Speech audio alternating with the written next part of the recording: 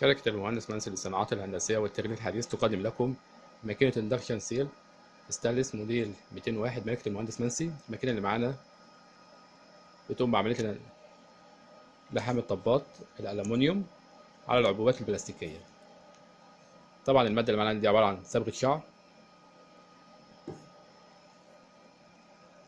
نبدأ نشرح الماكينة. الماكينة بتقوم بوظيفة لحام الطبات الاندكشن على العبوات البلاستيكية. طبعا هنا الطبة اللي معانا دي مقدمة إليكم من شركة المهندس منسي للصناعات الهندسية والتغليف الحديث. زي ما احنا شايفين الماكينة بتشتغل عن طريق الدراع ده الدراع اللي بنقوم من خلاله عملية لحام الطبات من خلال الزرار أو المفتاح الأحمر ده. نبدأ نشرح الماكينة. الماكينة بتشتغل على كهرباء المنزل العادية 220 فولت. الماكينة مزودة بفيوز داخل الماكينة بتعمل على حماية الماكينة من أي ارتفاع مفاجئ في التيار الكهربائي. زي ما احنا شايفين الماكينة من بره مستلسين على الجودة. ده مفتاح الباور من خلاله بفصل الماكينة واشغلها، وفي نفس الوقت بتديني هنا في هنا لمبة بيان بتبين لي ان الماكينة شغالة. وده توقيت خاص باللحام، بزود واقلل على حسب الخامة اللي معانا.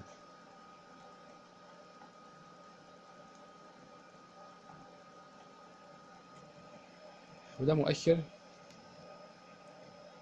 خاص بالامبير. ودي لمبة بيان بتبين لي اللحام. مجرد ما بدوس على الزرار اللي هو عن طريق دراع الماكينة بيبدأ هنا اللمبة ديت بتضيء معانا، لمبة البيان. بعرف من خلالها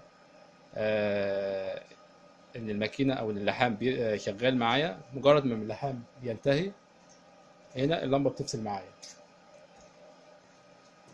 طبعا هنا هنبدأ بالعملية. هنجيب الغطا بالشكل داخل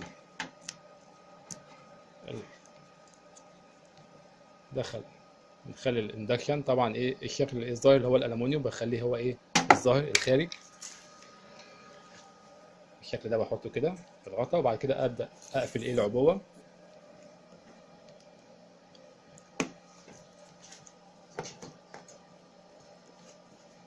بعد كده بقوم بعمليه اللحام، وادوس على الزرار الاحمر ده. مجرد ما ادوس عليه هنا لمبه البيان تشتغل معايا اثناء العمليه.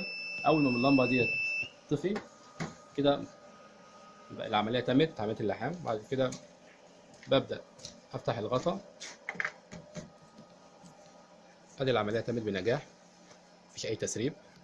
زي ما احنا قلنا الماده ديت عباره عن صبغه شعر اسود، مفيش اي تسريب. طبعا دي الفائده اللي احنا او الشيء اللي احنا بناخده او بنخرج منه عن طريق الماكينه ديت، اللي هو تبقى عدم التسريب للماكينه.